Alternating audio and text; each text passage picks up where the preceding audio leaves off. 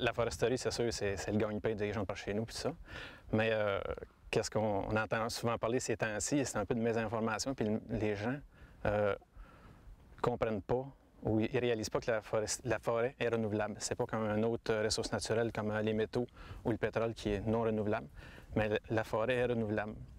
Puis quand on coupe, il y a de l'aménagement forestier après qui fait travailler plein de gens. Puis on ramène le couvert forestier comme il était avant. Pour la coupe, comment ça se passe? Aujourd'hui, lorsque les forestiers prescrivent des coupes totales, on a, dans la majorité des cas, recours à la coupe mosaïque. Elle consiste à faire de la récolte sur seulement la moitié de la superficie. Le délai minimum avant de revenir sur les superficies non coupées est de 10 ans. Ce n'est que lorsque les nouvelles pousses auront atteint une hauteur moyenne de 3 mètres qu'on pourra récolter les arbres laissés debout auparavant. L'entreprise forestière doit assurer la régénération de toutes les superficies ayant fait l'objet d'une coupe totale. Il faut atteindre, en comptant les semis ou petits arbres, 110 % du nombre de souches dénombrées sur la parcelle de forêt récoltée. La voirie forestière est une des premières opérations des compagnies pour donner accès au volume de bois à couper. Les autres utilisateurs doivent aussi apporter leur contribution à l'entretien des chemins et des ententes peuvent être prises avec les compagnies. La localisation du chemin occasionne beaucoup de discussions lors des ententes avec les usagers du territoire. Si, par exemple, le chemin crée un nouvel accès à une réserve de chasse et de pêche ou une pourvoirie, ces derniers doivent mettre en place de nouveaux moyens de contrôle pour prévenir le braconnage et bien remplir leurs responsabilités de gestionnaire faunique. Les chemins sont construits selon des normes très strictes. Ils sont empruntés par des camions qui dépassent largement les 100 tonnes, soit plus du double des camions qu'on trouve sur nos routes. Ils doivent donc être très solides et entretenus constamment. Les normes environnementales de construction sont aussi très rigoureuses. Par exemple, pour chaque ponceau, on va calculer le débit maximum du cours d'eau selon son bassin hydrographique pour déterminer le diamètre du tuyau à mettre en place. On va disposer une toile géotextile pour éviter que des sédiments, terre ou gravier, se retrouvent dans l'eau et aillent ensabler des frayères de poissons. Un enrochement viendra stabiliser le remblai. Enfin, à certaines occasions, de la tourbe ou autres matériaux formeront une barrière supplémentaire aux sédiments. Arrête, Philippe! Je veux prendre une photo! C'est une fille qui chauffe le grader! On dit une niveleuse. On arrange les chemins, on met ça carrossable pour que les véhicules puissent circuler aisément dans les chemins forestiers. Ça va quand même bien, il faut avoir un bon sens de l'humour, un bon caractère, puis j'ai pas de misère vraiment. Je m'entends bien avec tout le monde, puis je fais ma place. Je me gêne pas pour faire ma place, j'ai pas peur de foncer. J'ai pas besoin vraiment de me chercher d'ouvrage, je suis chez nous, puis si j'arrête de travailler, je suis souvent appelée. Je suis tout le temps appelée pour travailler. J'ai pas arrêté encore, puis je pense pas arrêter un jour. J'avais entendu parler de ce cours-là. Je me suis inscrite parce que j'ai toujours été attirée par les machineries. J'ai fait mon inscription, ils m'ont pris, puis depuis ce temps-là, je suis là-dedans, puis je trouve que c'est le plus beau métier du monde. Comment fait-on pour savoir où le bûcheron doit couper ou pas? Le rubanage sert à marquer les zones de coupe et à localiser la construction des chemins. On s'en sert aussi pour localiser les bandes de protection le long des cours d'eau. Une lisière boisée d'un minimum de 20 mètres est laissée en bordure de tous les plans d'eau pour éviter la circulation de la machinerie, prévenir l'érosion des berges et préserver la qualité de l'eau. Les techniciens se déplacent avec un GPS et un ordinateur de poche où sont enregistrées les données auxquelles les opérateurs de machinerie devront se conformer. Quelles sont les différentes techniques et méthodes qui sont utilisées pour couper les arbres? Pour les opérations de bois en longueur, il y a 3 étapes successives. La batteuse récolte les arbres. La débusqueuse amène les arbres près du chemin forestier.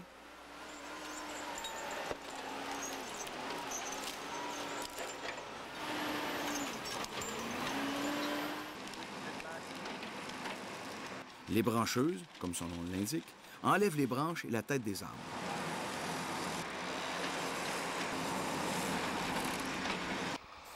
Ensuite, on fait un marquage des essences de bois pour déterminer vers quelles usines de transformation les arbres seront acheminés. Une autre méthode utilisée pour couper les arbres est de recourir à la batteuse avec une tête multifonctionnelle, plus flexible, pour faire non seulement des coupes totales, mais aussi des coupes partielles. La machine coupe les arbres, elle les ébranche et les débite en billots pour que la débardeuse vienne les chercher en circulant dans les traces de la batteuse, toujours pour réduire l'impact sur les sols et protéger les petits arbres. Des règles environnementales obligent les entrepreneurs forestiers à espacer leurs sentiers et à protéger la régénération et les sols.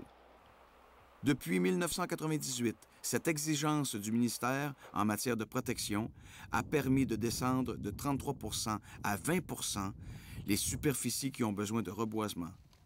C'est plus de 30 % d'amélioration. Nous sommes allés visiter une coupe partielle où on prélève moins de 50 % de la forêt. La batteuse est équipée d'un GPS dans lequel on a intégré un plan de coupe. De cette façon, l'opérateur sera constamment informé de sa position et de ce qu'il peut prélever ou non. Cette nouvelle technologie permet d'améliorer la qualité des travaux. À faire des travaux comme ça, parce que la foresterie, pour moi, c'est ce que j'aime, c'est de réussir des traitements qu'on n'aurait pas pensé être capable de réussir auparavant. Il existe aussi la coupe conventionnelle, c'est-à-dire celle qui se fait avec une scie mécanique. Elle est utilisée principalement dans les coupes partielles et aux endroits où la grosse machinerie ne peut se rendre. C'est de plus en plus difficile de trouver du personnel pour faire ce type de travail.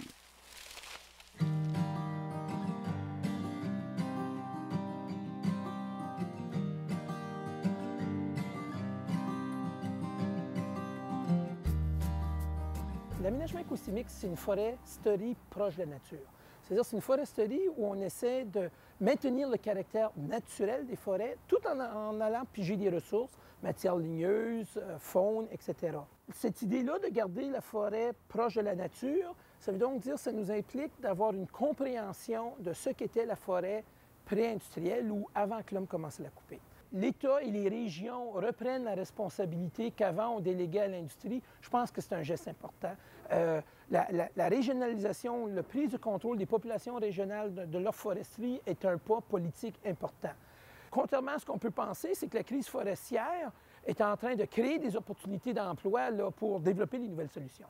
Le régime forestier nous propose ça comme nouvelle orientation. Faire atterrir ça sur le terrain, c'est un grand défi pour la prochaine génération de forestiers.